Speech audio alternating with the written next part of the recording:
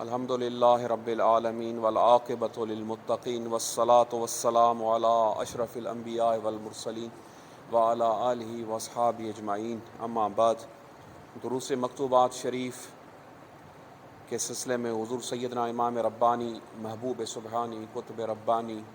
واقف اسرار مقطعات قرآنی، قندیل نورانی، حضور سیدنا و مرشدنا حضرت مجدد منور الفسانی الشیخ احمد سرہندی فاروقی النقشبندی الحنفی الماتریدی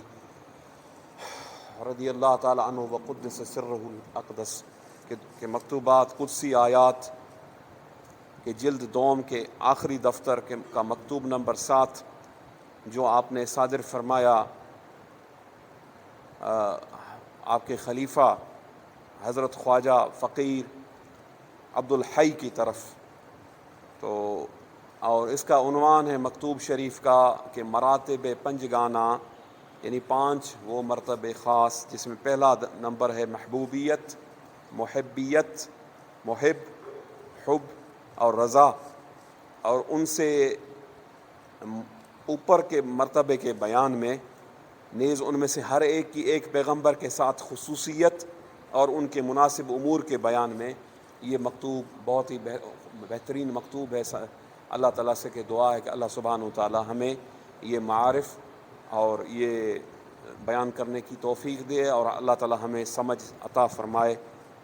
تو اب شروع کرتے ہیں مکتوب شریف کو بلا تاخیر۔ اس میں حمد و صلوات کے بعد آپ فرماتے ہیں کہ حمد و ثنا اس اللہ کے لیے جس نے ہم پر انعام فرمایا، ہمیں دین و اسلام کی ہدایت فرمائی اور ہم کو اپنے حبیب پاک حضور سیدنا محمد مصطفیٰ احمد مجتبیٰ صلی اللہ علیہ وسلم کی امت میں بنایا۔ جان لے اللہ تعالیٰ تجھے رشد اور ہدایت عطا کرے کہ محبت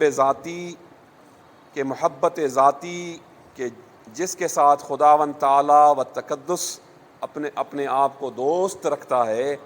3 اعتبار ہیں: محبوبیت، محبیت اور محبت۔ یہ ہیں محبت ذاتی کی 3 اقسام، جو اقسام پنجگانہ بیان ہوئی نا، یہ 3 اقسام ہیں محبت ذاتی کے۔ تو محبوبیت ذاتیہ کے کمالات کا ظہور، محبوبیت ذاتیہ حضور انور صلی اللہ علیہ وسلم کے لیے مسلم ہے، یعنی حضور انور صلی اللہ علیہ وسلم ہی اللہ تعالیٰ کے محبوب ذاتی ہیں۔ محبوبیت ذاتیہ انہی کے ان کے جو بھی کمالات ہیں وہ حضور کے لیے مسلم ہے۔ تو حضور کے طفیل تصدق سے اگر کسی کو ملی تو حضور کے نبی کو بھی ملی یا ولی کو بھی ملی، کسی کو بھی حضور کر سکتے۔ یہ خاصہ ہے حضور کا کہ وہ اللہ تعالیٰ کے محبوب ذاتی ہیں، تو اور محبوبیت ذاتیہ کے تمام کمالات کے ان کے لیے مسلم ہیں۔ تو غایتاً ما فی الباب اتنی بات یہ ہے کہ جانب محبوبیت میں 2 کمال ہیں، فعلی اور انفعالی۔ فعل اصل ہے اور انفعال اس کے تابع ہے۔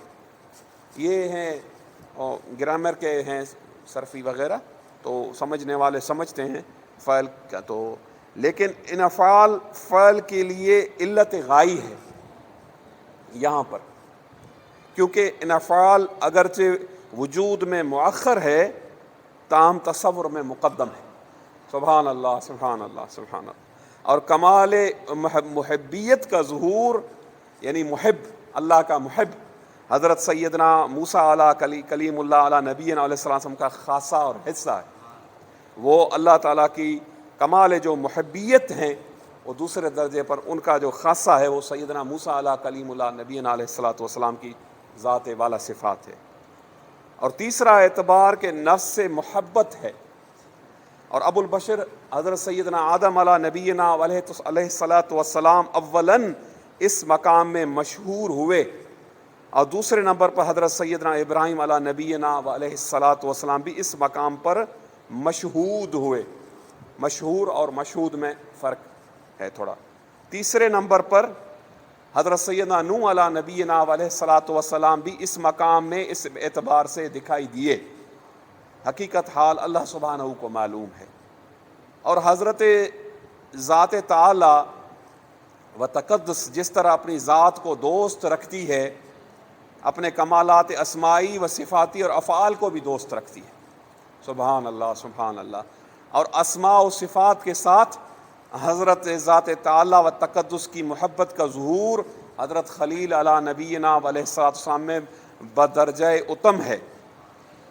اور اسمائی و صفاتی اور افعالی محبوبیت کا ظہور دوسرے انبیاء علی نبینا علیہ السلام و تسلیمات و تحیات میں محقق اور موجود ہے۔ جس طرح ان اسماء اور صفات وغیرہ کی محبیت کا ان میں ظہور ہے، اور جب اسماء و صفات اور افعال کے لیے ظلال بھی ہیں، تو ان ظلال کی محبوبیت کا ظہور ان کے اصولوں کے واسطے سے مراد اور محبوب اولیاء کا حصہ ہے، کیونکہ اولیاء کو جو کمالات ملے وہ ظلال سے ہوئے، اور وہ تو ذاتی انبیاء تو ذاتی کمالات نبوت سے مشرف ہیں، تو اولیاء کاملین بھی جو ہیں، جو انبیاء کے جو صحیح جو ہیں جو متبع ہیں، وہ تو ان کو بھی ان میں سے حصہ انبیاء کے صدقے اور وہ ملتا ہے۔ جس طرح ان ظلال محبیت کی مریدین اور محبین اولیاء کا حصہ ہے، اولیاء مرید ہیں، انبیاء سے فیض یافتہ ہیں، صحابہ سے فیض یافتہ ہیں، اور محبت ذاتیہ کے مقام سے اوپر حب کا مقام ہے، یعنی محبت ذاتیہ کے بعد بھی ایک مقام ہے جو آپ نے نیا تحریر فرمایا کہ مقام حب، کیونکہ رضا کا مرتبہ محبت کے مرتبے سے اوپر ہے، رضا اور اوپر ہے، محبت سے بھی اوپر ہے، کیونکہ محبت میں اجمالاً اور تفصیلاً نسبت کا وجود ہے، اور مقام رضا میں جو حضرت ذات تعالی تقدس کے مناسب ہے نسبت حذف ہے، اور مقام رضا سے آگے کسی کا قدم نہیں بڑھ سکتا مگر حضرت سیدنا محمد مصطفیٰ صلی اللہ علیہ وسلم جو خاتم الرسل ہیں کا شاید اس مقام سے خبر دیتے ہوئے آپ نے فرمایا، مشہور حضور کا فرمان کہ لی ما اللہ وقتن، حضور کا مشہور فرمان حدیث قدسی کہ مجھے اللہ تعالیٰ کے ساتھ ایک خاص وقت نصیب ہوتا ہے کہ اس وقت میرے ساتھ کوئی مقرب فرشتہ اور کوئی مرسل نبی گنجائش نہیں رکھتا، حضور کا مشہور فرمان لی ما اللہ وقتن۔ اور ایک اور حدیث قدسی میں شاید اسی خصوصیت کی طرف اشارہ کرتے ہوئے وارد ہوا، یہ بھی حدیث قدسی ہے، تو اس میں حضور کی اسی خاص خصوصیت کو اللہ سبحانہ و تعالیٰ بیان فرماتے ہیں، اور اس حدیث سے کہ میں مفہوم بتاتا ہوں، اے میرے محبوب صلی اللہ علیہ وسلم، میں اور تو اور جو کچھ تیرے سوائے تیرے لیے پیدا کیا۔ تو حضور علیہ السلام نے عرض کی، اے اللہ تو ہی ہے اور میں نہیں ہوں، اور جو کچھ تیرے سوا ہے میں نے سب تیرے لیے چھوڑ دیا ہے۔ یہ حدیث قدسی ہے، یا محمد انا و انت وما سواک خلقت لاجلک، فقال علیہ الصلاۃ والسلام اللہم انت وما الہ الصلاۃ والسلام اللہم انت وما انا وما سواک ترکت لاجلک۔ تو حضرت محمد رسول اللہ صلی اللہ علیہ وسلم کو اس دنیا میں لوگ کیا پا سکتے ہیں، اس دنیا میں حضور کی شان کو کیا پا سکتے ہیں، اور آپ کی عظمت اور بزرگی کو اس جہان میں ہم کیا پہچان سکتے ہیں، حضور کی شان ہم اس جہان میں کیسے بیان کر سکتے ہیں اور پہچان سکتے ہیں، کیونکہ اس دار ابتلا میں سچا اور جھوٹا باہم ملا، یہ تو دنیا ہے، یہ ابتلا ہے، یہ دھوکہ ہے، فریب ہے، مصیبتیں ہیں، اس میں حق اور باطل دونوں ملے ہیں، آمیزش حق اور باطل کی۔ تو اس دنیا میں حضور کی حقیقت اس میں آپ نے حقیقت محمدیہ کی طرف اشارہ فرمایا ہے، تو کیسے ہم پہچان سکتے ہیں، اور امتیاز اور ایک حقیقت محمدیہ، اور دوسرا حضور کا جو خاص شان جو بروز محشر حضور کو اللہ سبحانہ و تعالیٰ جو خاص مقام اور مرتبہ عطا فرمائے گا، جس میں تمام انبیاء اور مرسلین آپ کے جھنڈے تلے ہوں گے اور حضور کی سب کی شفاعت کریں گے، امتیاز نہیں ہونا، اور حق باطل کے ساتھ مخلوط ہے۔ قیامت کے روز آپ کی عظمت اور بزرگی معلوم ہوگی جب آپ پیغمبروں کے امام بنیں گے اور ان کے صاحب شفاعت ہوں گے، آدم اور آدم کی ساری اولاد سب آپ کے جھنڈے کے نیچے ہوں گے، علیہ ولا آل جمیل انبیاء والمرسلین من الصلاۃ افضلھا ومن التسلیمات اکملھا۔ اب یہ جو ہے یہ حضور انور صلی اللہ علیہ وسلم کی جو خاص شان ہے جو بروز محشر، اب اس کی ہم تھوڑی تشریح کر لیں کہ کتب حدیث میں آتا ہے کہ جب روز محشر اللہ تعالیٰ کی عدالت لگے گی اور حساب اور کتاب کے لیے تمام مخلوقات خدا جمع ہوگی، تو جو محشر کے میدان میں جو بھی مخلوقات ہیں وہ ساری پہلے سب جب اللہ کا غضب اور جلال دیکھیں گی اور اللہ کی کبریائی اور اللہ تعالیٰ کو میزان لگے گا، سب کچھ ہوگا. اور اس میں مختلف حدیث میں روایتیں آتی ہیں کہ انسان اپنے پسینے میں غرق ہوں گے، اتنی گرمی ہوگی، سورج سوا نیزے پر آ جائے گا. اور ایک یہ بھی روایت آتی کہ ہر انسان بے لباس ہوگا، چاہے وہ مرد ہو یا عورت ہو، اور کوئی یہاں تک پسینے میں غرق ہوگا، کوئی پنڈلی تک ہوگا، کوئی سر تک ہوگا. اتنی شدید اور گرمی ہوگی. اور اس میں صرف وہی لوگ امن میں ہوں گے، سلامتی میں ہوں گے جو اللہ کے محبوب بندے ہیں. جیسے اولیاء انبیاء کی تو بڑی شان ہے، اولیاء کرام کے بارے میں بھی حدیث میں آتا ہے کہ بروز محشر اس کیفیت میں انبیاء علیہ الصلاۃ والسلام اپنے ممبروں کے برابر ممبر دیکھیں گے نورانی، اور اللہ تعالیٰ سے عرض کریں گے یا اللہ یہ نورانی ممبر، ان پر یہ جو ہستیاں بیٹھی ہیں یہ کون ہیں؟ تو اللہ تعالیٰ فرمائے گا انبیاء کو یہ میرے محبوب کی امت کے ولی ہیں، یعنی امت محمدیہ کے ولی. اتنا بڑا مقام اور مرتبہ حضور کے امت کے اولیاء کا کہ انبیاء حالانکہ وہ قدموں کی خاک کے برابر نہیں، انبیاء بھی رشک کریں گے کہ ہمارے برابر ان کے نور کے ممبروں پر یہ کون بیٹھی ہیں. حضور اللہ تعالیٰ کی ذات فرمائے گی یہ میرے محبوب کے امت کے ولی ہیں. اس لیے امت محمدیہ خیر الامم ہے. اور حضور کی امت میں آنے کی انبیاء نے بھی خواہش کی، جیسے سیدنا موسیٰ علیٰ نبینا علیہ الصلاۃ والسلام، اور حضرت امام غزالی کا جو ایک واقعہ مشہور ہے، تو اس میں سیدنا موسیٰ نے بھی یہ خواہش کی، اور ہر نبی نے خواہش کی حضور کا امتی ہونے کی، اور سب نبی حضور کی امت میں ہیں خواہش کی. لیکن ہمیں کتنا یہ فخر اور مرتبہ حاصل ہوا کہ ہم امت محمدیہ میں سے ہیں، اور حضور انور صلی اللہ علیہ وسلم کے کلمہ گو ہیں، حضور کے حلقہ بگوش ہیں اور غلام ہیں. تو پھر وہ جو تمام جو مخلوقات ہوگی وہ سب سے پہلے حدیث میں آتا ہے، احادیث کتب سیاستہ کا نچوڑ آپ کو بتا رہا ہوں، کہ وہ سب سیدنا آدم علیہ نبینا علیہ الصلاۃ والسلام کے حضور میں جائیں گے، تو کہ آپ ہماری سفارش کریں، آپ ابو البشر ہیں،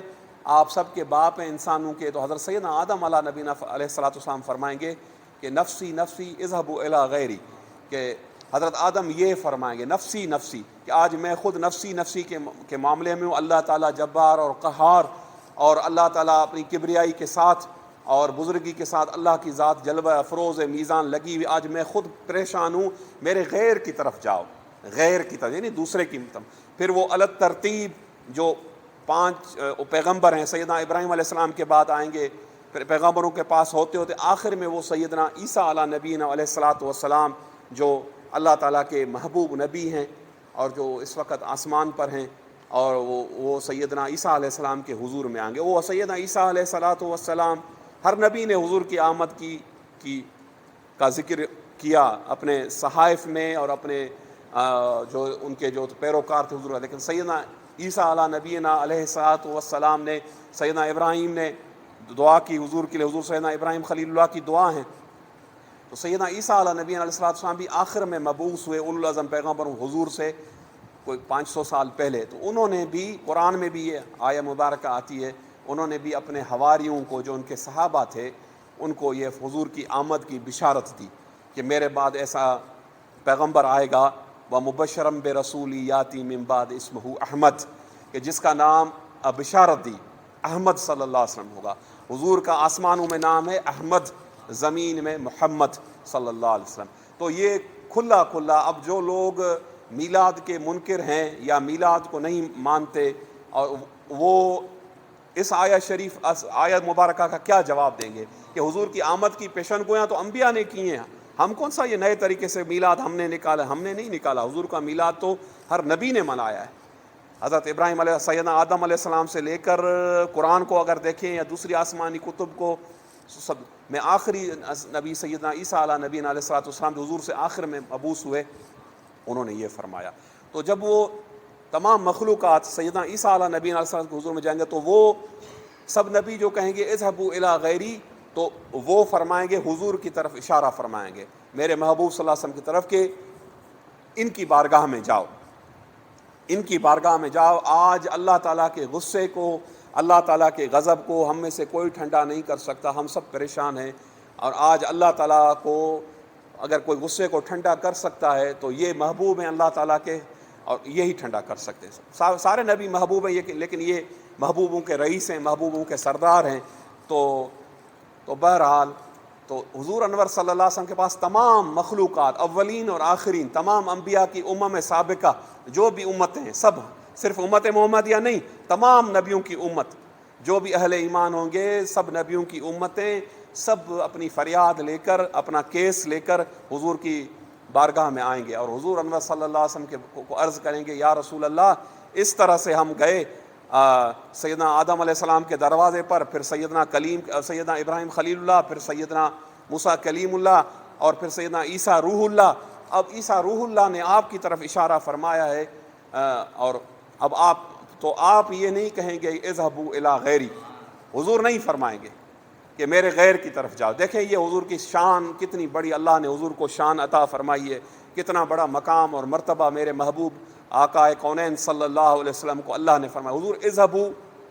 الی غیری نہیں فرمائیں گے، بلکہ حضور فرمائیں گے انا لہا انا لہا انا لہا، کہ میں ہوں موجود، میری طرف آؤ، میں تمہاری سفارش کروں گا، میں تمہیں چھڑاؤں گا۔ حضور یہ فرمائیں گے۔ مطلب ہم جو تمام مجرم ہوں گے، جو تمام گناہ گار ہوں گے، لاکھوں کروڑوں اربوں کی تعداد میں انسان ہوں گے، جو حضرت آدم کی جو بھی اولاد ہوگی، سب جو مومن اہل ایمان، وہ سب حضور کی بارگاہ میں جائیں گے، اور حضور کیا کہیں گے؟ وہ نبی کیا صدا لگائیں گے؟ نفسی نفسی اذهبوا الی غیری، اور میرے آقا کیا فرمائیں گے؟ انا لہا انا لہا انا لہا۔ تو میرے آقا یہ صدا بلند کریں گے۔ اس سے میرے آقا کونین صلی اللہ علیہ وسلم کی آپ شان دیکھیں، کیا مقام اور مرتبہ ہے میرے آقا کا، کہ میرے آقا کو اللہ تعالیٰ جو فرمایا وما ارسلناک الا رحمۃ للعالمین، میرے محبوب، ہم نے آپ کو تمام جہانوں کے لیے رحمت بنا کر بھیجا۔ جو تمام اللہ کی جو بھی مخلوقات ہیں، جن انسان شجر حجر جو بھی مخلوق ہے، آپ پوری انسانیت کے لیے، ہندو ہو، یہودی ہو، عیسائی ہو، جو بھی چیز، چرند ہو، حیوان ہو، اللہ تعالیٰ نے جو تخلیق کی، سب کے لیے آپ رحمت ہیں، رحمت للعالمین ہیں۔ اور رحمت للعالمین کا جھنڈا، اور اس دن جو لوائے حمد کا جو جھنڈا ہوگا اللہ تعالیٰ کی حمد کا، وہ بھی سب حضور کے ہاتھ میں ہوگا۔ حضور انور صلی اللہ، حضور ہی اللہ کے سب سے پہلے حامد ہیں، حمد کرنے والے ہیں، حضور ہی اولین میں سے ہیں، سابقین میں سے ہیں، حضور ہی سب سے پہلے ساجد ہیں اللہ کی ذات کے، اور حضور ہی نے سب سے پہلے اللہ تعالیٰ کو پہچانا، اللہ تعالیٰ کو سجدہ کیا، اور اللہ سبحانہ و تعالیٰ، جیسے حدیث میں آتا ہے کہ حدیث مشہور ہے، حضرت مجدد الفسانی نے بھی درج کی، اور بھی، کہ حضور کا فرمان مبارک کہ کنت نبیا و آدم بین الماء والتین، اور فی روایت کنت نبیا و آدم بین الجسد والروح، کہ میں اس وقت بھی نبی تھا جب آدم علیہ السلام ابھی مٹی کے درمیان تھے اور پانی کے درمیان، یعنی انہیں تخلیق کیا جا رہا تھا، ان کا وجود عنصری، وجود خاکی اللہ تعالیٰ بنا رہے تھے، اور جب جسد اور روح کے بیچ میں ان کی تخلیق تھی، اس وقت بھی میں اللہ کا نبی تھا۔ اس لیے سیدنا آدم علیہ نبینا علیہ الصلوۃ والسلام نے جب ان کو روح اللہ تعالیٰ نے ان کے وجود مسعود میں تخلیق فرمائی، پھر روح جب اللہ نے ڈالی، تو جب ان کی آنکھ کھولی، انہوں نے عرش پر، اللہ کے عرش پر دو نام دیکھے، ایک اللہ اور ایک محمد صلی اللہ علیہ وسلم۔ تو آدم علیہ نبی علیہ السلام نے عرض کیا، یا اللہ، میں تو پہلا انسان ہوں، میں تو ابو البشر ہوں، مجھے سب سے پہلے تو نے تخلیق ہے، یہ محمد کون ہے صلی اللہ علیہ وسلم تیرے ساتھ جس کا نام عرش پر لکھا ہوا ہے؟ تو اللہ تعالیٰ نے فرمایا، آدم، یہ میرا محبوب ہے، اور یہ میرا محبوب ہے، تیری اولاد میں سب سے آخر میں پیدا ہوگا، یہی میرا محبوب ہے، اسی کے صدقے، اسی کے طفیلے میں نے اس دنیا کو پیدا کیا ہے، اسی کے صدقے میں نے دنیا بنائی ہے، یہ کارخانہ ہے، جو دنیا کا جو کارخانہ ہے قدرت ہے، یہ سب اسی کے صدقے، اور یہ جو اس سے محبت رکھے گا میں اس سے محبت رکھوں گا۔ تو سیدنا آدم علیہ الصلوۃ والسلام نے جب حضور کی یہ شان اللہ کی بارگاہ سے سنی، اور اللہ تعالیٰ نے جب حضور صلی اللہ علیہ وسلم کی بزرگی اور بیان کی اور شان اور مقام بیان کیا، تو سیدنا آدم علیہ نبی سب سے پہلے انگوٹھے چومے، یہ ایسے ہم چومتے ہیں حضور کے نام پر، اشہد ان لا الہ، اذان میں آتے ہیں حضور کا اسم، ہم ایسے، یہ سیدنا آدم علیہ السلام کی سب سے پہلے سنت ہے۔ اس کے بعد سیدنا صدیق اکبر رضی اللہ عنہ نے دوسری مرتبہ چومے حضور کا اسماء مبارکہ۔ تو سیدنا آدم نے حضور کا ایسے سب سے پہلے ایسے حضور کا اسم مبارک چوما۔ پھر اللہ تعالیٰ نے، یہ بھی متواترہ حدیثوں میں آتا ہے، کتب حدیث میں، اس روایت کے بارے میں کہ جب حضرت آدم علیہ نبینا علیہ الصلوۃ والسلام نے حضور کی شان دیکھی، انگوٹھے چوما، اللہ تعالیٰ کو وہ بات بھی بہت زیادہ اللہ کی ذات کو پسند آئی۔ تو بہرحال، تو اب آتے ہیں اصل موضوع کی طرف. حضور فرمائیں گے انا لہا. پھر حضور انور صلی اللہ علیہ وسلم اللہ کے حضور میں ایک طویل سجدہ کریں گے عرش کے نیچے, اور سجدہ کریں گے اللہ کے حضور میں. حضور سجدہ کریں گے, اور وہ سجدہ حضور کا ہوگا, اس میں حضور انور صلی اللہ علیہ وسلم اللہ تعالیٰ کو عرض کریں گے, میرے مولا, میرے محبوب, میں تو تیرا بندہ ہوں. جو حضور کی عاجزی اور انکساری اور تواضع جو اللہ کی, میں تو تیرا بندہ ہوں. اتنے نبی انہوں نے میرے پاس یہ ساری مخلوقات بھیجی, اب مجھے انہوں نے اپنا نجات دہندہ یا شفاعت کرنے والا سمجھا ہے. میں تو تیرا ایک ادنا سا بندہ ہوں, میرے مولا ان کو بخش دے. حضور ان کی بخشش کے لیے, شفاعت کے لیے دعا کریں گے. اس میں روایت میں آتا ہے کہ حضور کا وہ سجدہ ایسا ہوگا, ایسا سجدہ ہوگا, شاید ایسا سجدہ کبھی کسی نے کیا ہو. جو حضور کا وہ سجدہ ہوگا جو بروز محشر, جو خاص اللہ تعالیٰ کے ساتھ راز اور نیاز, اور اللہ تعالیٰ کے ساتھ جو حضور کی جو رضا, اور اللہ تعالیٰ کے ساتھ راز اور نیاز اور مقام ناز پر حضور فائز ہیں, اور مقام راز پر فائز ہونے والوں کے بھی حضور رئیس اور سردار ہیں. تو وہ حضور کا وہ سجدہ جو ہوگا وہ طویل ہوگا, اور حضور اس میں روئیں گے, گڑ گڑائیں گے, اللہ تعالیٰ سے مخلوقات کی یہ معافی طلب کریں گے. ابھی چند ہی لمحے گزریں گے, حضور کے سجدے کو حضور سجدہ فرمائیں گے, تو اللہ تعالیٰ کی طرف سے آواز آئے گا, منادی ندا کرے گا, وہ آواز آئے گا اللہ تعالیٰ کی طرف سے. اور حدیث میں آتا ہے کہ اللہ تعالیٰ کے اس میں یہ الفاظ ہوں گے, ارفع رأسک یا محمد سل تؤت, کہ میرے محبوب صلی اللہ علیہ وسلم اپنا جبین مبارک, اپنا سر مبارک, جبین مبارک, اپنا چہرہ مبارک آپ اوپر کریں, سجدے سے اٹھیں. سل تؤت, جو مانگیں گے عطا کیا جائے گا, جو سوال کریں گے قبول کیا جائے گا. جس کے بارے میں بولیں گے آپ پریشان کیوں ہوتے, آپ روتے کیوں ہیں؟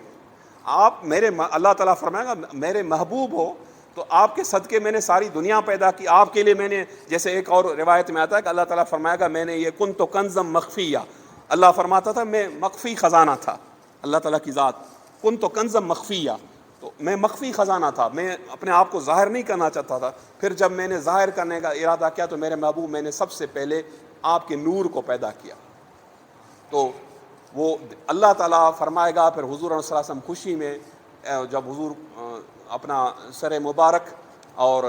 جبین مبارک اوپر کریں گے, پھر حضور صلی اللہ علیہ وسلم کی شفاعت کبریٰ اور شفاعت عظمیٰ شروع ہوگی, اور حضور کو شفاعت کبریٰ اور عظمیٰ کا تاج پہنایا جائے گا. پھر تمام انبیاء حضور انور صلی اللہ علیہ وسلم کے جھنڈے تلے آئیں گے. اس دن حمد کا جھنڈا حضور کے ہاتھ میں ہوگا, لواء الحمد, اور تمام مخلوقات اللہ کی, نبی ہوں, رسول ہوں, ولی ہوں, جو بھی ہوں, صحابہ ہوں, تمام مخلوقات چاہے کتنے بڑے مقام اور مرتبے پر پہنچی والی حضور کے پیچھے ہوں گے. پھر حضور انور صلی اللہ علیہ وسلم کے تصدق سے حضور جس کسی کو چاہیں گے تو اپنی شفاعت میں سے, جیسے اولیاء کرام کی شفاعت ہے, علماء کی شفاعت ہے, حفاظ کی شفاعت ہے, اور انبیاء کی جو ہے کتب احادیث میں, وہ بھی سب حضور کے تصدق سے. تو حضور کو شفاعت عظمیٰ کا جو منصب ملے گا وہ ذاتی منصب ہے, یہ عطائی ہے. ان کو جو شفاعت کو وہ جو کریں گے وہ حضور کی عطا سے کریں گے, اولیاء اور صلحاء, شہداء, حفاظ, علماء. تو اس کے بعد جو ہے وہ لواء الحمد جو حضور کے ہاتھ میں ہوگا, اور حضور انور صلی اللہ علیہ وسلم بھی سب سے پہلے جنت کا دروازہ کھٹکھٹائیں گے. تو حضور انور صلی اللہ علیہ وسلم وہ پہلے جو سب سے پہلے جنت کا دروازہ کھٹکھٹائیں. یہ حضور کی شان اور مقام اور مرتبہ ہے میرے محبوب صلی اللہ علیہ وسلم کی. تو یہ تھوڑی سی تشریح تو بہت بڑی ہے, لیکن بہرحال.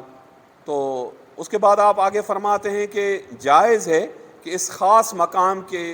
مقام رضا سے اوپر ہے خادموں, یعنی جو مقام رضا سے اوپر مقام خاص ہے, خادموں اور پس خوردہ آپ سمجھتے ہیں, جو بزرگوں اور نیک اللہ کے بندے کو, جسے ہم اردو میں جھوٹا کہتے ہیں, بچتی ہے کوئی چیز کھانے کی یا پانی وغیرہ تبرک کے طور پر ہم کھاتے ہیں کہ کسی بزرگ ولی یا کسی نیک بندے کا یہ ہے, یہ پس خوردہ ہے یا جھوٹا ہے, اردو میں اس کو کہتے ہیں, اور تو یا تبرک ہم کہیں, میں سے کسی خادم کو وراثت اور طبیعت کے طور پر جگہ دیں اور طفیلی کی حیثیت سے اس بارگاہ کا محرم کر دیں تو یہ گنجائش ہے. برکریمہ کارہا دشوار نیست. اگر اللہ چاہے تو حضور کے خادموں کو, یعنی اولیاء حضور کے صحابہ اور اولیاء میں سے اگر اس دولت سے کسی کو مشرف کر دے تو یہ حضور کا ہی تصدق ہے، حضور کا ہی پس خوردہ ہے، حضور کا ہی جھوٹا ہے جو وہ کھانے والے ہیں۔ اور ظاہر ہے ہم سب حضور کی اللہ تعالیٰ کا فرمان ہے کہ میں جو ہوں اللہ تعالیٰ فرماتا ہے میں عطا کرنے والا، اور حضور قاسم ہے، حضور تمام جو میری نعمت ہیں ظاہری باطنی رزق حضور تقسیم کرنے والا۔ وَإِنَّمَا أَنَا قَاسِمٌ، حضور کا فرمان ہے کہ وہ اللہ تعالیٰ کی جو تمام ظاہری باطنی فیوض و برکات اور بھی جو ہیں وہ،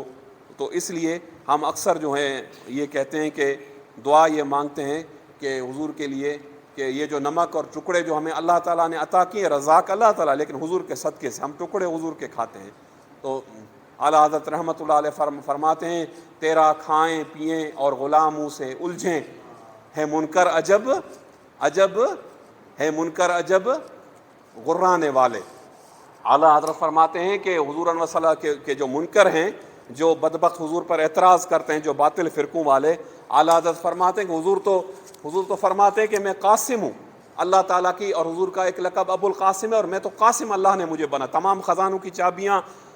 اللہ تعالیٰ نے مجھے دیں، اور اللہ تعالیٰ رزاق ہے، منعم حقیقی ہے، لیکن اللہ سبحانہ و تعالیٰ نے سب کچھ میرے صدقے سے میں تقسیم مخلوقات کو ہوتا ہے، اور وہ قیامت تک ہوتا رہے گا۔ میرے محبوب حیات النبی ہیں، حضور کے صدقے سے ہی تمام نعمتیں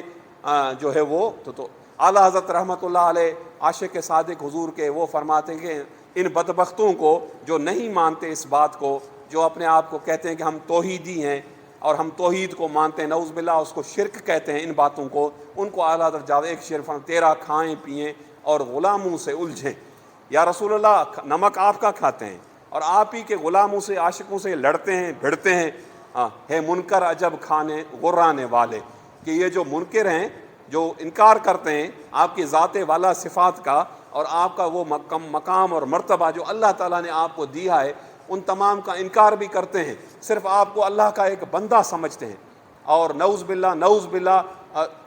جیسے یہ سمجھتے ہیں نعوذ باللہ ان کے عقائد ہیں، ان کی کتب میں کہ حضور انور صلی اللہ علیہ وسلم کا کیا کام تھا، نعوذ باللہ ان کا کام وہی تھا جو ایک ڈاکیے کا کام ہے، اور نعوذ باللہ نقل کفر نباشت، ان وہابیوں کی کتابیں بھری پڑی ہیں ان گستاخیوں کے ساتھ۔ ہمارا ان سے کوئی ذاتی جھگڑا ذاتی ویر نہیں ہے، لیکن جو حضور انور صلی اللہ علیہ وسلم کے جو کمالات اللہ نے عطا کیے ہیں حضور کو، ان کمالات کا یہ امتی ہونے کے باوجود، کلمہ گو ہونے کے باوجود یہ انکار کرتے ہیں، پھر توہین کرتے ہیں، حضور کے شان میں تنقیص کرتے ہیں۔ اس لیے ہمارا ان سے وہ نظریاتی طور پر اختلاف ہے، اور شدت کے ساتھ اختلاف ہے، اتنی شدت کے ساتھ ہے کہ اس میں کسی قسم کا کوئی سمجھوتا ہم نہیں کر سکتے۔ یہاں تک کہ میں اپنے خاندان کے بارے میں بتاؤں، ہمارا خاندان سیدنا حضرت فاروق اعظم رضی اللہ تعالیٰ کی اولاد اور سیدنا صدیق اکبر رضی اللہ تعالیٰ کے ہم مرید ہیں نقش بندی، تو ہمارے خاندان کے جتنے بزرگ ہوئے ہیں شروع سے لے کر اب تک ہمیں یہ تربیت اور تعلیم دی گئی ہے، اور ہم اپنے مریدوں کو بھی یہ بتاتے ہیں کہ یہ جو بد مذہب ہیں یا باطل ہیں ان کے ساتھ میل جول رکھنا، ان کے ساتھ سلام کلام کرنا، ہاں آج سے ہم یہ نہیں کہتے کہ منقطع ان سے تعلقات کر لو، آپ کر سکتے ہیں تعلقات، لیکن ان کا عقیدہ، ان کے عقیدے پر بیٹھنا، ان کے پاس ان کی صحبت میں وہ ٹھیک نہیں ہے، کیونکہ آپ اگر ان کا عقیدہ سنو گے، ان کی صحبت میں بیٹھو گے، باقی بھلے جو کاروبار کرو ٹھیک ہے،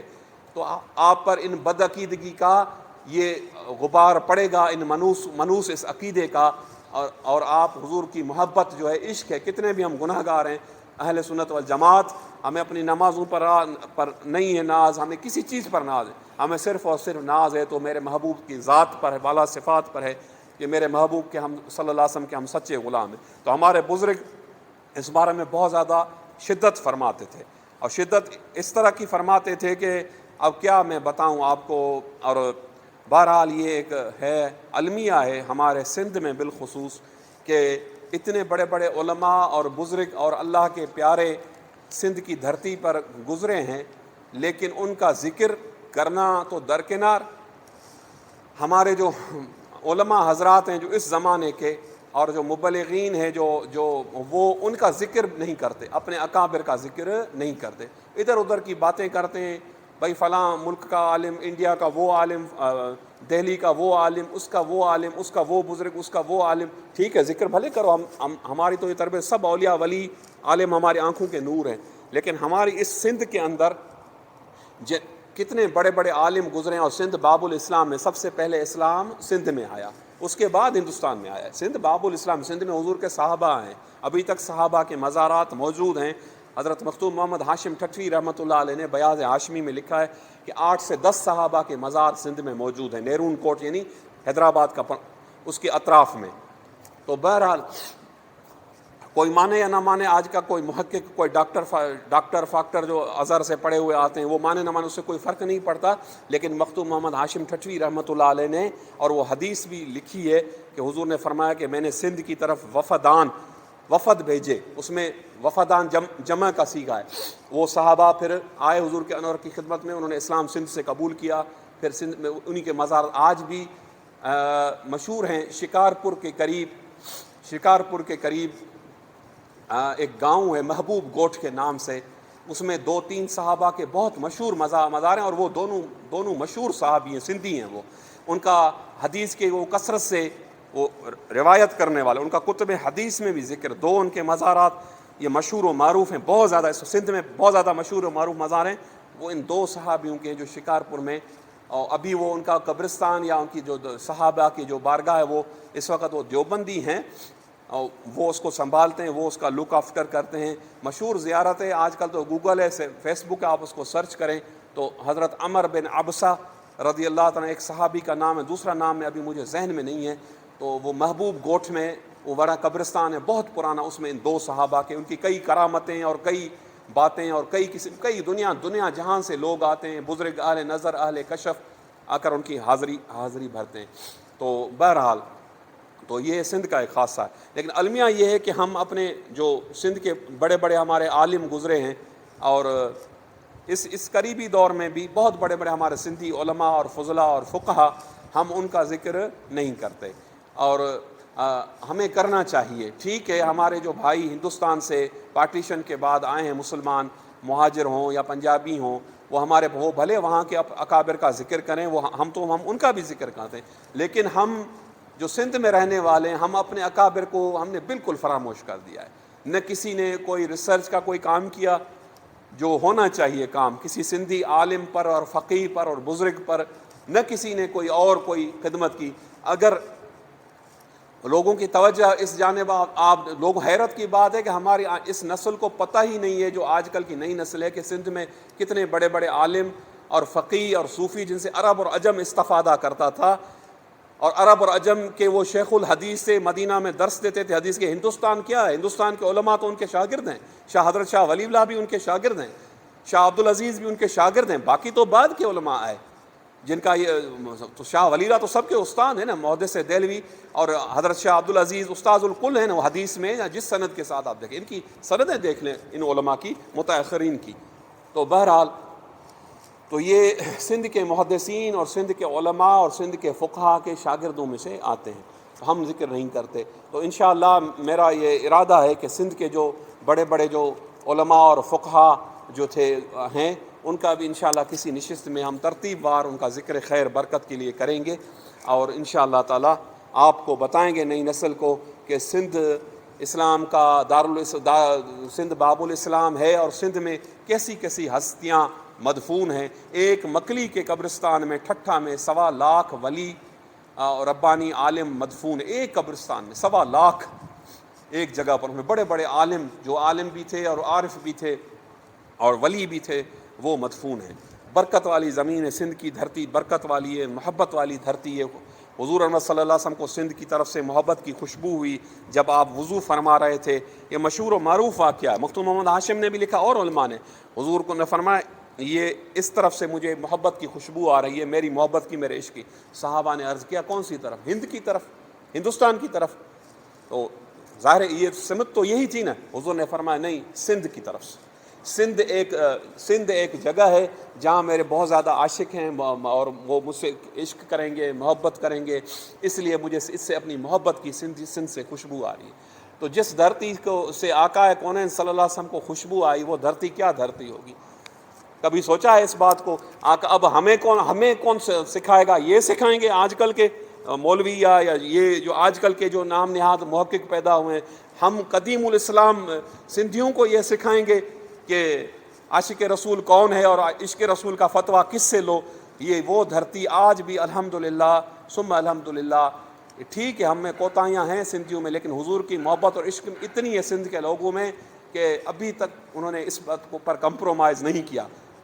بھلے بہراڑی کا جاہل ہو، گنوار ہو، بکریاں چرانے والا ہو سندھی، لیکن حضور کی ذات سے اتنی عشق اور محبت رکھتا ہے، اور حضور کی نسبت سے ہی حضور کے اولاد اہل بیت پر سے اور علماء سے، مشائخ سے وہ محبت، وہ جو سندھیوں میں ہے وہ آپ کو پنجاب میں نہیں ملے گی، کے پی میں نہیں ملے گی، بلوچستان میں نہیں ملے گی۔ یہ جو سندھ میں جو حضور صلی اللہ علیہ وسلم کے ساتھ خاص محبت، ابھی تک گاؤں میں جائیں، گوٹھوں میں جائیں، ریگستان میں جائیں، ہر جگہ جائیں، میرے آقا کو صلی اللہ علیہ وسلم کے سچے عاشق اور جو پتنگ اور پروانے وہ آپ کو لاکھوں کروڑوں کی تعداد میں صحیح نظر آئیں گے۔ ٹھیک ہے سادہ ہیں، وہ اظہار نہیں کرتے اپنے عشق اور محبت کا، دل کے اندر عشق اور محبت، وہ ان کی سادگی ہے یا ان کی حضور شرمی ہے، جو بھی کہیں۔ تو بہرحال لیکن اس میں پھر ہم آپ کو بتائیں کہ ہمارے، یہ میں عقائد کی بات کر رہا تھا، سندھ میں جو سب سے پہلے وہابیت کا فتنہ داخل ہوا وہ وہی زمانہ تھا جب اعلیٰ حضرت مولانا احمد رضا خان فاضل بریلوی رحمۃ اللہ علیہ دیوبند کے علماء یعنی گنگوہی، تھانوی، امبیٹھوی اور کاندھلوی کے فتنوں کا ہندوستان میں مقابلہ کر رہے تھے، اپنے فتاویٰ کے ذریعے، اپنے علم کے ذریعے، اپنے اجتہاد کے ذریعے۔ اہل سنت کا جو قدیم جو ہمارا مذہب ہے اور جو سلف صالحین سے اس کا دفاع کر رہے تھے اعلیٰ حضرت رحمۃ اللہ علیہ ہندوستان میں اس زمانے میں۔ اسی زمانے میں سندھ میں جو سب سے پہلے جس ہستی نے وہابیت اور دیوبندیت کے خلاف بند باندھا یا کہیں کہ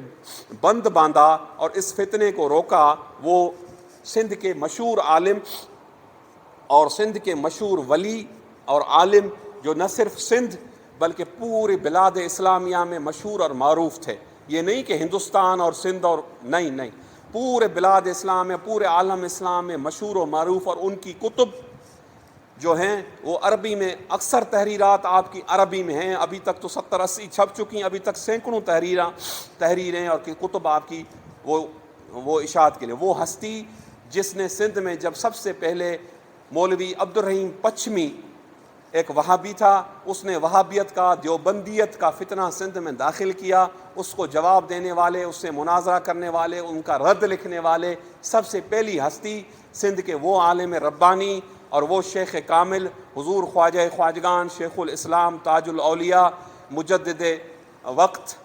عمر ثانی حضور خواجہ محمد حسن جان سرہندی رضی اللہ تعالیٰ عنہ کی ذات والا صفات ہے۔ عمر ثانی حضرت خواجہ محمد حسن جان کو ان کے والد حضور سراج الاولیاء حضرت خواجہ عبد الرحمن نے رضی اللہ اپنی لقب دیا تھا حضرت خواجہ محمد حسن جان کو عمر ثانی۔ تو حضرت خواجہ محمد حسن جان رضی اللہ تعالیٰ کی مشہور تصنیف عربی میں الاصول الاربع فی تردید الوہابیہ، تو وہ جو تصنیف ہے آپ کی سب سے پہلے عربی میں آپ نے لکھی، اور العقائد الصحیحہ پھر ایک اور عربی تصنیف، ایک اور پھر فارسی، لیکن یہ الاصول الاربع یہ جامع آپ کی کتاب تھی۔ یہ کتاب استنبول سے چھپی، سب سے پہلے ترکی سے چھپی، اور ترکی میں اکثر سلسلہ عالیہ نقش بندیہ رائج ہے، آپ سب کو پتہ ہے 90% نقش بندی سلسلہ ہے، اور پورے بیروت سے چھپی، لبنان سے چھپی۔ پھر اس کتاب کی پوری دنیا کی زبانوں میں اس کتاب کا ترجمہ، ہمارے اس پاکستان میں اردو میں ترجمہ اس کا استاد العلماء مولانا عبدالستار سعیدی صاحب نے، جو جامع نظامیہ کے شیخ الحدیث ہیں، انہوں نے کیا، اور حضرت علامہ عبدالحکیم شرف قادری رحمۃ اللہ علیہ نے اس کی تقریض لکھی، اور رد وہابیت کے نام سے اردو میں شائع کی جامع نظامیہ والوں نے۔ اور پھر سندھی میں ابھی سندھی میں کچھ سال ہوئے ہیں کہ رد الاصول الاربع کا سندھی ترجمہ جو درگاہ ٹنڈو سائینداد سے وہ شائع ہوا، اور ہمیں وہ ملا، تو ہم نے نور محمد پٹھان رحمۃ اللہ علیہ حضرت کے خادم تھے، تو انہوں نے سجادہ نشین ٹنڈو سائینداد کے حکم سے یہ کتاب سندھی میں ترجمہ کریں۔ مولانا عزیز اللہ وہاں کے ہیں، مدرس ہیں، اس نے ترجمہ کیا۔ وہ کتب کے کافی نسخے مجھے نور محمد پٹھان نے دیے تھے، مجھے یاد پڑتا ہے 2004 یا 2005 میں مقبرہ شریف پر۔ تو میں نے کافی علماء کو جو بڑے بڑے سندھ کے ہیں تھے خطبہ علماء، جن میں حضرت سلطان الواعظین مفتی عبد الرحیم صاحب سکندری رحمۃ اللہ علیہ، حضرت مولانا محمد ادریس داہری، اور بڑے بڑے علماء مفتی محمد جان نعیمی اور جتنے سندھ کے بڑے بڑے علماء، میں نے سب کو وہ کتاب دی سندھی والی، وہ بھی ہے، سب میں دیکھی ہے۔ تو حضرت خواجہ محمد حسن جان رضی اللہ عنہ کی جو مسائی تھیں، آپ نے یہ مورقۃ الآراء تصنیف لکھی، یہ وہابیت کا انسائکلوپیڈیا میں اس کو کہتا ہوں، اس تصنیف کا اتنی جامع تصنیف ہے، الاصول الاربع فی۔ پھر آپ اس تصنیف پر تقریضات دیکھیں اس وقت کے علماء اور اس وقت کے جو مخدوم تھے ان کی، 50 کے قریب سندھ اور بلوچستان کے بڑے بڑے جو اس وقت سجادے تھے یا علماء تھے، جو فقہا تھے، جو ظاہری اور باطنی علوم میں یگانہ روزگار تھے، ان سب کی تقریضات موجود ہیں، جس میں ہمایوں شریف سے لے کر اور گڑی یاسین سے لے کر جتنے سلطان کوٹ لے لیں، بڑے بڑے جو علماء اور مشاہیر جو اکثر حضرت خواجہ محمد حسن جان کے حلقہ بگوش تھے، مرید تھے، اور انہوں نے کیا کیا حضرت کے لیے الفاظ لکھے ہیں۔ تو کبھی کسی نے بیان کیے سلطان کوٹ یا ہمایوں کے، اکثر فیس بک پر ایک شخص ہے وہ رکھتا ہے اور سلطان کوٹ اور ہمایوں شریف کے علماء کا ذکر خیر کرتا، بھلے ذکر خیر کرے، وہ محسن ہے، لیکن جن علماء کا وہ ذکر کرتا ہے وہ علماء کس کے مرید تھے؟ صاحب التکبیر حضرت مولانا مفتی محمد قاسم گڑی یاسین والے رحمۃ اللہ علیہ، وہ حضرت خواجہ محمد حسن جان کے مرید تھے اور ان کے خلافت یافتہ تھے، اور ان کا جنازہ آپ کے فرزند حضرت خواجہ عبدالستار جان رحمۃ اللہ نے پڑھایا، جو مشہور ان کی کرامت جنازے سے تکبیرات کی آواز بلند، انہوں حضرت صاحب نے جب اللہ اکبر کہا تو جنازے سے بھی اللہ اکبر کی 4 تکبیر بولے۔ یہ خاص کرامت ہے، یہ بڑی خاص کرامت ہے۔ مختوم محمد قاسم گڑی یاسین والے، مفتی محمد قاسم فتاوی قاسمیہ والے، یہ غلام کس کے تھے؟ حضرت خواجہ محمد حسن جان تاج الاولیاء رضی اللہ تعالیٰ عنہ کے۔ اور اس کے بعد بڑے بڑے اور بھی مولانا مفتی اعظم پاکستان مولانا مفتی صاحب داد خان جمالی رحمۃ اللہ علیہ، جو جامعہ راشدیہ کے سب سے اول شیخ الحدیث ہیں، اور جنہوں نے جامعہ راشدیہ کو جمایا، جامعہ راشدیہ کا پودا لگایا، جامعہ راشدیہ پیر صاحب پگارا کی درگاہ کا جو درس گاہ ہے، اس کے سمجھیں کہ اس کے بانی ہیں۔ یہ کون؟ یہ کس کے غلام ہیں؟ یہ بھی حضور خواجہ خواجگان حضرت خواجہ محمد حسن جان سرندی رضی اللہ عنہ کے غلام ہیں۔ اور جامعہ راشدیہ جو مدرسہ ہے، میرے حضرت صاحب، میرے مرشد کریم، شاید آج کل کے سکندریوں کو اس بات کا پتہ نہیں ہو، لیکن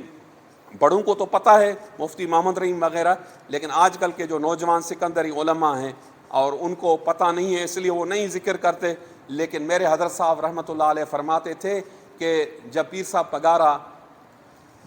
یہاں تشریف لائے اور وہ اپنی مسند پر بیٹھے، تو سب سے پہلے ہمارے خاندان میں سے، کیونکہ پیر صاحب پگارا کا خاندان کی مریدی کی نسبت ہے ہمارے خاندان سرند شریف سے، وہ اس لیے کہ پیر صاحب پگارا کا جو خاندان ہے وہ نقشبندی سلسلے میں بھی ان کو اجازت کامل ہیں، ان کے جد امجد حضرت امام العارفین خواجہ محمد راشد روزے دھنی جنہیں کہتا ہے رحمۃ اللہ علیہ، اور قادری سلسلے میں بھی وہ کامل بزرگ تھے۔ تو نقشبندی سلسلے میں جو حضرت مختوم محمد اسماعیل بزرگ ہیں جنیجو پریالو شریف والے، ان کے مرید ہیں، ان کے والد، اور ان کو اپنے والد سے نقشبندی نسبت ملی، یعنی حضرت شاہ صبغت اللہ سے رحمۃ اللہ علیہ سے، اور قادری نسبت ان کو وہ جیلانی سادات جو تھے چنار شریف کے حضرت شیخ عبد القادر آخرین سے انہیں قادری نسبت ملی۔ تو جو پیران پگارا کا جو بھی خاندان پہلے بھی تھا اور بعد میں یہ موجودہ پیر پگارا حضرت شاہ مردان شاہ رحمۃ اللہ علیہ وصال فرما گئے، یہ بھی ہمارے بزرگوں کی اتنی عزت اور توقیر کرتے تھے۔ اور ہمارے قبلہ حضرت صاحب رحمۃ اللہ علیہ 2 مرتبہ تشریف لے کے گئے جامعہ راشدیہ میں، پھر جو حضرت صاحب سے جو عقیدت اور محبت کا اظہار جو پیر صاحب پگارا نے فرمایا، وہ اظہر من الشمس ہے، اور ان لوگوں کو پتہ نہیں جو اس زمانے میں ٹھیکیدار بنتے پھرتے ہیں اور جامع ازہر سے 2 کتابیں پڑھ کر آئے اور یہ کہتے ہیں کہ ہاں سب کچھ دین ہی ہمارے پاس ہے، دین ہمارے گھر سے نکلا، ہم ہی اس وقت اعلیٰ حضرت کے جانشین ہیں، سندھ کے اعلیٰ حضرت ہم ہیں اور سندھ کے ابو الفضل ہم ہیں۔ لیکن ان کے بڑوں سے آپ پوچھیں، مفتی محمد رحیم ابھی تک زندہ ہیں، بڑے زندہ ہیں، ہم تو شاید حضرت صاحب نے ہمیں بتایا، حضرت صاحب نے فرمایا، حضرت مولانا نالے مٹھو رحمۃ اللہ علیہ نقشبندی تھے، بہت بڑے عالم تھے سندھ کے، انہوں نے مجھے مدینہ شریف میں حرم شریف میں مجھے بتایا 2003 میں جو حضرت صاحب کی پہلی ملاقات ہوئی، پھر دوسری ملاقات، وہ سب حضرات علماء، حضرت علامہ شاہ احمد نورانی قائد اہل سنت، وہ انہوں نے فرمایا۔ تو تو بہرحال وہ محبت اور پیر صاحب پگارا کے خاندان کے وہ بزرگ وہ کہتے تھے کہ سرہندی حضرات ہمارے مرشد ہیں، جو بھی حضرت مجدد پاک کی اولاد ہیں، اس میں بالخصوص درگاہ ٹنڈو سائیدہ دارالارشاد اس زمانے میں باقاعدہ حضرت شاہ آغا حضور خواجہ خواجگان غوث زمان قطب الاقطاب حضرت خواجہ عبداللہ جان شاہ آغا صاحب کتب کثیرہ ان کے وقت تک پیر صاحب پگارا کی درگاہ سے باقاعدہ نذرانہ اور خدمت آتی تھی، جو مرشدوں کو نظر بھیجی جاتی ہے۔ وہ حضور حضرت ہمارے جد امجد حضور خواجہ خواجگان حضرت شاہ آغا رضی اللہ تعالیٰ کی بارگاہ میں آتا تھا وہ نذرانہ اور وہ خدمت۔ اور پھر اسی محبت کی وجہ سے ان کے چھوٹے بھائی مشہور عالم اور بہت بڑے عالم اور ولی اور محدث کبیر اور ہزاروں حدیثوں کے حافظ حضور خواجہ خواجگان غوث زمان حضرت خواجہ حافظ محمد ہاشم جان سرہندی رحمۃ اللہ علیہ، جن کے اس وقت سب سے بڑے شاگرد جو ہیں وہ مفتی عبدالرحمن ٹھٹوی موجود ہیں، جو ان کے پاس اکثر کتب، ان سے آپ پوچھ لیں، وہ بڑے سندھ کے عالم ہیں، سینئر ہیں، بڑی عمر کے ہیں۔ تو وہ چل کر گئے تھے پیر صاحب پگارا کے پاس، اور پیر صاحب پگارا کو انہوں نے فرمایا کہ کیونکہ بدیع الدین شاہ راشدی پیر صاحب پگارا کا چچا زاد تھا، وہ وہابی ہو گیا تھا، اور اس کے وہ چکر تھے وہابیوں کے بہت زیادہ، کسی طریقے سے ہم اس درگاہ شریف پر کوئی اپنا مدرسہ کھلوائیں، اپنا کوئی مولوی رکھیں۔ وہ اہل حدیث ہو گیا تھا پیر صاحب پگارا کا چچا زاد بھائی بدیع الدین شاہ۔ پھر مولوی حماد اللہ حالیجوی جو دیوبندیوں کا مشہور مولوی تھا، اس کے بھی بڑے چکر تھے درگاہ شریف پر، اور وہ حالیجوی حماد اللہ جیسے یہ کرتے ہیں کہ ہم سائیں آپ کے خلیفہ بھرچونڈی شریف والے کے ہم مرید ہیں، اور وہ اس کو وہ جو تھا ان کا تاج محمد امروٹی جو دیوبندیوں کا بڑا پیر وہابیوں کا، اس کو بھی کہتے تھے کہ وہ دیوبندی وہ مرید تھا حضرت حافظ الملت کا بھرچونڈی شریف والے، پیر صاحب پگارا کے خلیفہ ہیں۔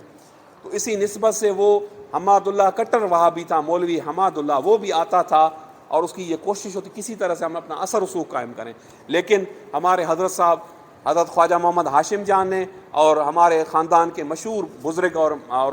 جو بہت بڑے مناظر حضرت آقا پیر غلام مجدد سرہندی شکارپوری ثم ماتلوی رحمۃ اللہ علیہ، جو مناظر اعظم تھے سندھ کے، ان کی کوششوں سے یہ جو وہابی تھے یا یہ جو دیوبندی تھے، یہ ان کا وہاں اثر رسوخ درگاہ شریف پر جامع راشدیہ میں پیر صاحب پگارا کا جو گوٹ ہے وہاں پر قائم نہیں ہو سکا۔ اور حضرت خواجہ محمد ہاشم جان نے سب سے پہلے پیر صاحب پگارا کو قائل کیا، اور اپنے والد کے مرید خاص اور خلیفہ خاص مفتی اعظم پاکستان مفتی صاحب داد خان جمالی رحمۃ اللہ علیہ کو وہاں مقرر کیا مدرسے کے لیے۔ یعنی جامع راشدیہ کو شروع کرنے والے اور شروع کرانے والے ہمارے سرہندی حضرات ہیں۔ اور وہ کون ہیں؟ وہ حضرت خواجہ محمد ہاشم جان نے وہ جو کوشش کی، وہ حضور شاہ آغا رحمۃ اللہ علیہ کے اپنے برادر اکبر اور جو آپ کے والد کے خلف اکبر تھے سجادہ نشین، ان کے حکم سے پھر یہ حضرت پیر غلام مجدد سرہندی کی بھی ڈیوٹی حضرت حضور شاہ آغا صاحب نے لگائی تھی کہ آپ وہاں جاؤ اور تقریر کرو، وہ بولتے تھے۔ تو پھر مفتی مولانا تقدس علی خان بریلوی رحمۃ اللہ علیہ جو دوسرے بڑے وہاں کے استاذ تھے، جو اعلیٰ حضرت مولانا احمد رضا خان رحمۃ اللہ علیہ کے نواسے تھے، ان کو بھی اسی زمانے میں وہاں سے بریلی شریف سے بلا کر حضرت خواجہ محمد ہاشم جان رحمۃ اللہ علیہ نے جامع راشدیہ میں مقرر کیا۔ یعنی یہ جو دو بڑے عالم ہیں جو تمام سکندریوں کے استاد ہیں، اس وقت ان کے شاگرد اکثر تو فوت ہو چکے ہیں۔ دو بڑے شاگرد مفتی اعظم پاکستان مفتی صاحب داد خان جمالی رحمۃ اللہ علیہ کے جو میری نظر میں ہیں، ایک تو مفتی اعظم جو ہیں ان کے سکندریوں کے مفتی محمد رحیم سکندری صاحب، اور دوسرے مفتی تھر میں مفتی احمد صدیق سمیجو صاحب، یہ بھی مفتی صاحب داد خان جمالی مفتی اعظم کے شاگرد ہیں اور بہت بڑے عالم ہیں۔ مفتی احمد صدیق سمیجو ہیں، سادگی میں رہتے ہیں، لیکن یہ بھی بہت بڑے عالم ہیں، فقیہ ہیں بہت بڑے۔ یہ ہیں یہ مفتی اعظم پاکستان مفتی صاحب داد خان جمالی ولی کامل کی یہ دونوں شاگرد اب تک حیات ہیں، موجود ہیں۔ آپ ان سے بھی پوچھ سکتے ہیں، تصدیق کر سکتے ہیں کہ ان کے استاذ کس کے مرید تھے، کس نے یہ جامع راشدیہ میں کوشش کی، اور کس نے جو ہے وہ یہ مدرسہ پیر صاحب پگاروں کا ہمارے حضرات نے کیسی۔ تو حضرت خواجہ محمد حسن جان رضی اللہ تعالیٰ نے یہ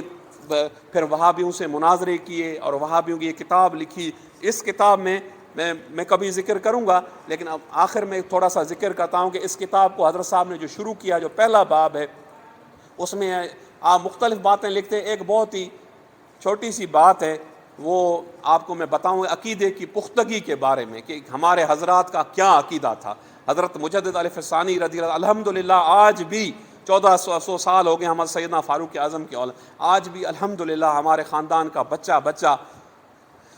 چھوٹے سے چھوٹا بچہ وہ بھی الحمدللہ اس کو یہ عقیدہ اتنا یاد ہے، اتنا ازبر ہے، اس کو سب پتہ ہے کہ وہابی کیا ہے، دیوبندی کیا ہے، شیعہ کیا ہے، قادیانی کیا ہے، اہل حدیث کیا ہے، ان کو وہ عقیدہ رٹایا، وہ ان کو بتایا جاتا ہے، گھٹی میں پلایا جاتا ہے۔ آج الحمدللہ کوئی بد عقیدہ ہمارے خاندان میں، بڑے بڑے خاندان سادات سید ان میں بد عقیدہ لوگ ہو گئے، شیعہ ہو گئے، وہابی ہو گئے، ہمارا یہ جو خاندان ہے الحمدللہ ٹنڈو سائیں-داد اور گلزار خلیل جو حضور سراج الاولیاء کی اولاد ہیں، ان میں سے الحمدللہ کوئی نہ وہابی ہوا ہے، نہ کوئی دیوبندی ہوا ہے، نہ کوئی شیعہ، تو سوال ہی نہیں پیدا ہوتا، فاروقی ہیں۔ تو بہرحال تو یہ گٹھی میں ہمیں عقیدہ پلایا جاتا ہے، بچوں کو ہم پلاتے ہیں، جو گٹھی پہلی دیتے ہیں، جب بچہ پیدا ہوتا ہے اس کو کھجور کی گٹھی دیتے ہیں، پانی دیتے ہیں، کسی کا جھوٹا، ہمیں یہ عقیدہ گٹھی میں پلایا، ہمارے بچوں کو بھی پلایا جاتا ہے۔ چھوٹے معصوم بچے سے آپ پوچھیں گے وہ بھی آپ کو بتائے گا کہ وہابی یہ ہے، یہ شیعہ غلط ہے، وہابی غلط ہے، وہ فلاں ہے، وہ قادیانی ہے۔ یہ ہمارا چھوٹا بچہ بھی بھلے دینی علوم سے وابستہ نہ ہو، لیکن وہ بھی عقیدے کا اتنا پختہ اور ٹھوس ہوگا، کیونکہ وہ صبح و شام ان کو گھروں میں ان کے بزرگ جو ہے وہ بتاتے ہیں۔ تو اس میں حضور خواجگان حضرت خواجہ محمد حسن جان سرہندی حضور تاج الاولیاء رضی اللہ تعالیٰ عنہ تحریر فرماتے، چھوٹی سی بات ہے، آپ نے فرمایا میں سفر پر جا رہا تھا اور ٹنڈو محمد خان ریلوے اسٹیشن پر میں رکا، ٹرین رکی، میرا ارادہ آگے تھا سفر پر جانے کا۔ آپ حضرت صاحب فرماتے تھے میں ٹرین میں بیٹھا تھا، میں نے دیکھا تبلیغی جماعت، یہ جو رائیونڈ والی جو جماعت ہے اس وقت نئی بنی تھی، تبلیغی جماعت کے چند افراد جنہوں نے بسترے اور لوٹے اٹھائے ہوئے تھے اور وہ اسٹیشن پر وہ آئے ہوئے تھے اور وہ بھی بیٹھے ہوئے تھے پلیٹ فارم پر، زمین پر۔ حضرت صاحب فرماتے تھے میں ٹرین میں بیٹھا ہوا تھا، حضرت صاحب فرماتے تھے کہ اب دیکھیں یہ بات کوئی کر سکتا ہے؟ اتنی شدت حضور کی محبت اور عشق میں جو ہمارے حضرات کی تھی، اور اتنی عقیدے کی پختگی اور غیرت، آپ کو کوئی درس دے سکتا ہے؟ کبھی آپ نے سنی ایسی باتیں؟ میں یہ تو چھوٹی ایک آپ کو بات بتا رہا ہوں، ابھی بہت سی باتیں میں آپ کو دروس میں بتاؤں گا ہمارے حضرات کے جو فرامین ہیں، جو ان کے ملفوظات ہیں بد عقیدہ لوگوں کے بارے میں، لیکن اس میں آپ نے یہ مختصر میں آپ کو بتاتا ہوں، اس کتاب میں بھی یہ لکھا ہے۔ تو آپ فرماتے تھے میری نظر پڑی تو اسی اثناء میں نے دیکھا وہ وہابی دیوبندی تبلیغی بیٹھے ہوئے تھے، اسی اثناء میں میراسیوں کی ایک جماعت آئی، ہم سندھی میں اس کو منگڑ ہار کہتے ہیں، منگتے میراسی اردو میں آپ اس کو کہیں، جن کا پیشہ ہے گانا بجانا، سندھ میں ہم اس کو منگڑ ہار کہتے ہیں، منگتے اردو میں۔ میراسیوں کی ایک جماعت آئی، ان کے پاس مزامیر تھے، ساز تھے، اور لیکن وہ حضرت صاحب فرماتے ہیں کہ میں نے جب دیکھا تو وہ مولوی بیٹھے ہوئے تھے، انہوں نے بڑے بڑے جبے پہنے ہوئے تھے، دستاریں پہنی ہوئی تھی، اور وہ بڑی بڑی ان کی داڑیاں تھیں، اور وہ نماز کی اور دین کی تبلیغ کر رہے تھے، میراثی گانا گا رہے تھے، مزامیر ان کے ہاتھ میں تھے، وہ خرافات ہیں۔ اور وہ بھی ٹرین میں سوار ہوئے، یہ بھی سوار ہوئے۔ حضرت صاحب نے فرمایا جب میں نے دیکھا ان کو تو میرے دل میں پھر آپ نے تاریخی الفاظ آپ نے فرمایا وہ ہیں تو میراثی، وہ ہیں تو منگڑہار، وہ ہیں تو منگتے، لیکن وہ سنی تھے، عاشق یعنی سنی تھے، اہل سنت جماعت کے، جس کو ہم بریلوی کہیں زمانے میں، سنی تھے۔ تو وہ اس محبت کی وجہ سے باوجود ان کا سارا دن کام ہے، وہ نہ نماز پڑھتے نہ کچھ، وہ گانا گاتے ہیں، بجاتے ہیں، اور مزامیر کے ساتھ اور اس موسیقی اور سماع کے ساتھ، کیونکہ ان کا پیشہ ہے، تو وہ جنت میں جائیں گے۔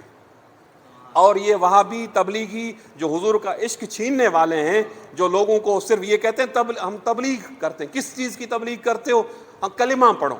اب پٹھان آتا ہے کے پی کا یا سوات کا یا کوئٹے کا، وہ اگر سندھ میں آتا ہے، اتنے یہ مطلق جاہل ہوتے ہیں، ان کو لفظ کلمہ کا بھی پتہ نہیں۔ ان سے آپ کلمے کی معنی پوچھو تبلیغیوں سے، یہ جو بسترے اٹھا کر جو آتے ہیں، اور ان سے آپ پوچھو کلمہ شریف کی اصل معنی کیا، یہ تو کیا ان کے بڑے بھی نہیں بتا سکیں گے۔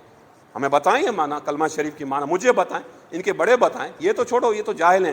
کلمہ شریف کی اصل ظاہری اور باطنی معنی کیا ہے؟ لا الہ الا اللہ محمد رسول اللہ کی۔ تو کہتے ہیں کلمہ پڑھو۔ پھر جب ظاہر ہے یہاں سادہ لوگ ہیں، وہ کلمہ پڑھتے ہیں، لا الہ الا اللہ محمد رسول اللہ، تھر میں بھی آتے ہیں ہر جگہ۔ پھر کہتے ہیں اپنے رائیونڈ مرکز کو رپورٹ بھیجتے ہیں کہ ہم نے سندھ میں اتنے مشرکوں کو، کافروں کو مسلمان کیا۔